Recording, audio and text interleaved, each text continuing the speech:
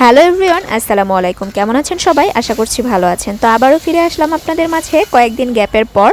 তো এখানে রান্না করা হচ্ছে মুরগির মাংস। তো মুরগির মাংস প্রথমে হচ্ছে পেঁয়াজ, তারপর বিভিন্ন গোটা গরম মশলা এগুলো দিয়ে প্রথমে মুরগিটাকে একটু ভেজে নেওয়া হচ্ছে।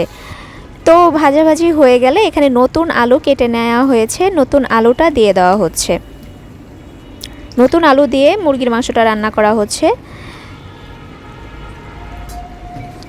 তো আলু দিয়ে আলু আর মাংসটাকে এবার ভালো মতো কষিয়ে নিতে হবে।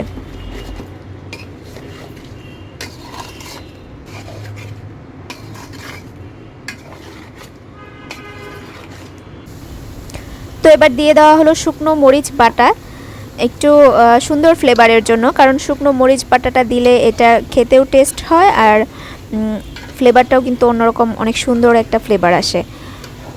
তো সেজন্য পাটায় বাটা শুকনো মরিচ বাটা দিয়ে দেওয়া হলো। এবার দিয়ে দেওয়া হচ্ছে হলুদের গুঁড়ো।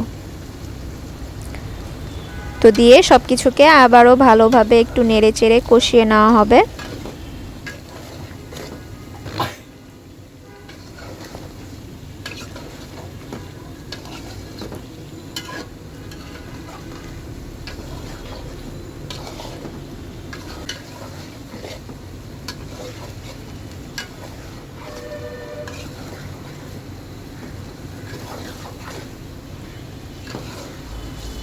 মাংসটা সুন্দর মতো কষানো হয়ে গেলে দিয়ে দেওয়া হলো ঝোলের পানি।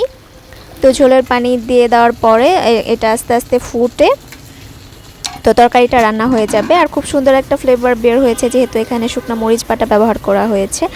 তো এই তো তরকারি রান্নাটা হয়ে গেছে মুরগির মাংস নতুন আলু দিয়ে। তো সবাই অনেক অনেক ভালো থাকবেন, সুস্থ থাকবেন। আল্লাহ হাফেজ।